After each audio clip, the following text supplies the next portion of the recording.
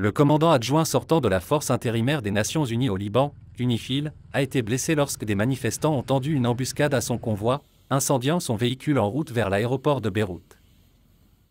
Le major général Chokh Badur Dakal, qui venait de terminer sa mission au Liban, était en route pour partir au Népal lorsque des manifestants ont arrêté le convoi et lancé une attaque.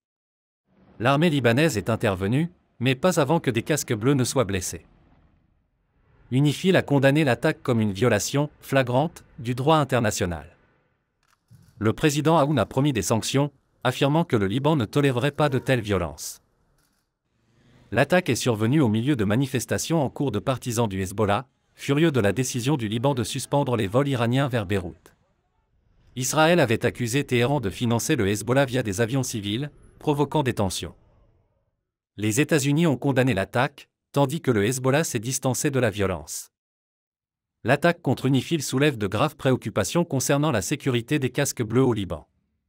Alors que les tensions montent autour des vols iraniens et des rivalités régionales, la pression est désormais sur les autorités libanaises pour garantir la responsabilité.